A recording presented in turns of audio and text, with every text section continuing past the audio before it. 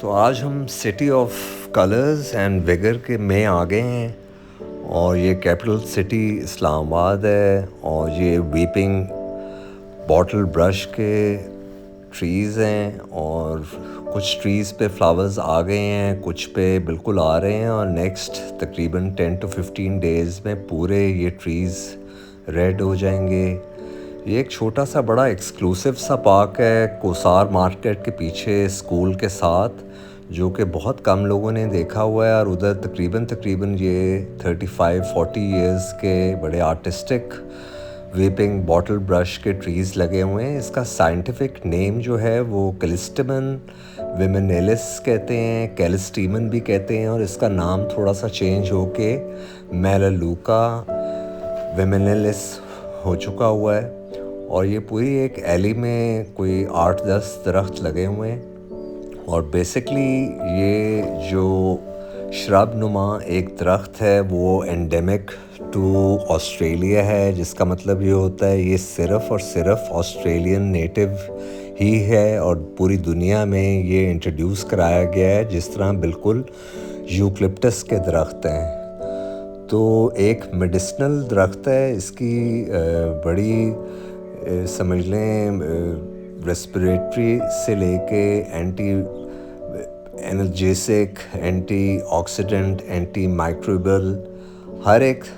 چیز اس کے اندر ٹریٹس پائی جاتی ہیں، اور اس کے فلاورز کی اور اس کی لیوز کی ایک ہربل ٹی بھی بنتی ہے ایزما کے لیے اور ڈفرینٹ کاف کے لیے۔ تو اس کا نام جو ہے وہ گریک اور لیٹن کا ایک مخفف سا ایک لفظوں سے بنا ہوا ہے۔ کیلسٹراس کا مطلب ہوتا ہے کہ بیوٹیفل سٹیمنز۔ اس کے سٹیمنز بہت ہی ریڈ رنگ کے خوبصورت ہوتے ہیں پالینیٹرز کو اٹریکٹ کرنے کے لیے، اور وائمن کا مطلب ہے ہینگنگ پینڈلس فارم میں اس کی برانچز۔ تو گریک اور لیٹن کا ایک پورا ایبریویٹڈ فارم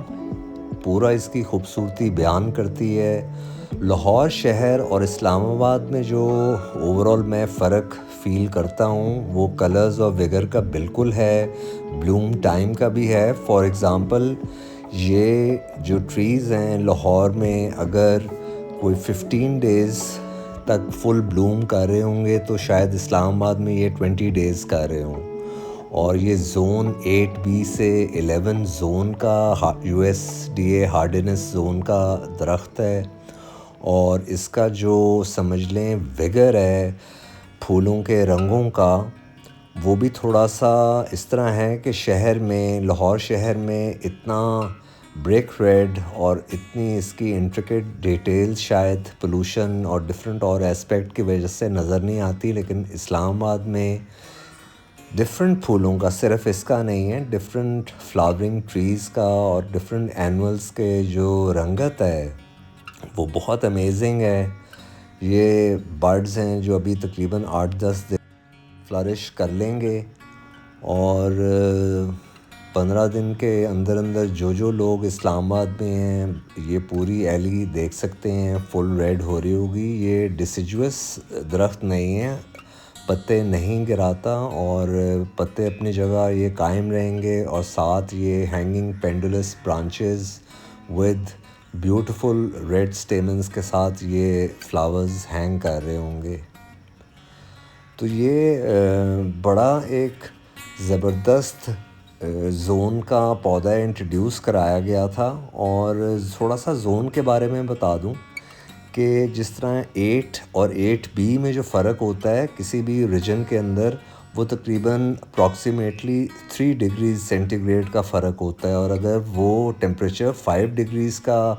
فرق آئے تو وہ پورا ایک یونٹ جس طرح 7 اور 8 وہ چیز پھر اس پہ ٹرانسفر ہو جاتی ہے۔ ہر ایک زون کا پودا ڈفرینٹ زون میں لگایا جا سکتا ہے، لیکن اس کا بلوم، اس کے سمجھ لیں جو ویگر ہے اور اس کے جو فروٹس ہیں ان کی اوورال جو کیپیسٹی ہوتی ہے وہ ریڈیوس ہو جاتی ہے اگر زون کے علاوہ وہ کسی بھی ٹری یا اینول یا کسی بھی پلانٹ کنگڈم میں پودے کو لگایا جائے۔ تو زون ہمیشہ ذہن میں رکھیں کہ بیسٹ اس کا جو گروتھ ریٹ فلرش کر سکتا ہے وہ کون سے زون میں کرتا ہے۔ اور یہ بیسکلی ایسا پودا ہے کہ ہلکا سا سمجھ لیں اس کی کچھ اور سپیسیز ہیں جو سوات ایریا میں بھی لگ سکتی ہے. تو اسلام آباد بیسکلی بہت خوبصورت ہے, بہت مزید خوبصورت اور ہو بھی سکتا ہے اگر تھوڑی سی ایسے لوگوں کے پاس انفارمیشن ہو جو ڈفرینٹ اور چیزیں نیٹو انڈیجنس بھی بالکل ٹریز ایسے ہیں جو ادھر لگائے جا سکتے ہیں, جو 60s میں ایوب خان کے زمانے میں سارے یہ